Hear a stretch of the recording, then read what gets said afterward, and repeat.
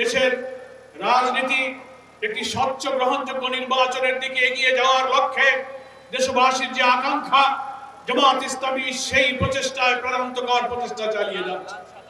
আমরা যেমন রাজপথে চেষ্টা চালাচ্ছি, ঐক্যবদ্ধ কমিশনে আমরা চেষ্টা চালাচ্ছি, সরকারের সঙ্গে নীতি নির্ধারক যারা আছেন নির্বাচন কমিশনে সমমনা সমস্ত রাজনৈতিক দলের চতুর্মুখী প্রচেষ্টার মধ্য দিয়ে জামাত ইসলামী চায় একটি গ্রহণযোগ্য নির্বাচনের দিকে বাংলাদেশটা এগিয়ে যায়। কিন্তু দুর্ভাগ্য হলো আমরা দেখতে পাচ্ছি একটি মহল রাজনৈতিক প্রভাব খাটিয়ে অথবা দুঃখজনকভাবে কোন শক্তির কাছে, প্রভাবের কাছে মাথা নত করে সরকার এবং এই সিদ্ধান্ত গ্রহণকারী কর্তৃপক্ষ কখনো কখনো লেভেল প্লেইং ফিল্ড রক্ষা করতে পারছেন না। আমরা দাবি করেছি জুলাই সনদের আইনি ভিত্তি নিয়ে তার ভিত্তিতেই আগামী নির্বাচন হতে হবে।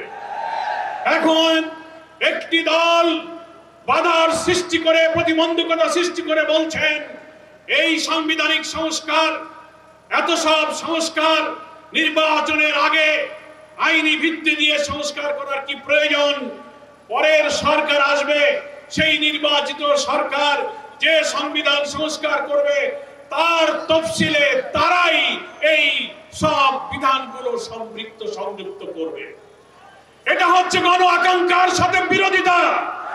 গত 5 আগস্ট প্রধান উপদেষ্টা জাতীয় সংসদের দক্ষিণ প্লাজায় যে জুলাই ডিক্লারেশন, জুলাই ঘোষণা পেশ করেছিলেন, আমরা লেভেল প্লেইং ফিল্ডের ক্ষেত্রে যে রক্ষা করা হয়নি, গোপনীয়তা রক্ষা করে জুলাই ঘোষণার মধ্যে একটি বিশেষ মহলের চিন্তায় এই জুলাই ঘোষণা ড্রাফট করে সেখানে গণ আকাঙ্ক্ষার বিপরীত অনেক কিছু সম্পৃক্ত করা হয়েছিল।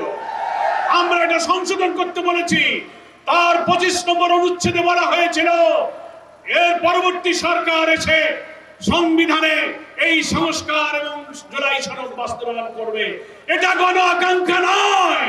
আমরা বলেছি এই ইলেকশনের আগেই আইনি ভিত্তি দিতে হবে এবং এই 84টি সাংবিধানিক এবং রাজনৈতিক নানান সংস্কারে আমরা যে ঐক্যমত্য পোষণ করেছি, আরো 20টির মধ্যে প্রায় 8টি নোট অফ ডিসেন্ট যারা দিয়েছেন, বাকি যে আমরা একমত হয়েছি এই সংস্কারের বিষয়গুলোকে জুলাই সনদে অন্তর্ভুক্ত করে এটাকে কনস্টিটিউশন ওয়ার্ডার, সংবিধান আদেশ দিয়ে এবং গণভোটের মাধ্যমে নির্বাচনের আগেই আইনি ভিত্তি দিতে হবে।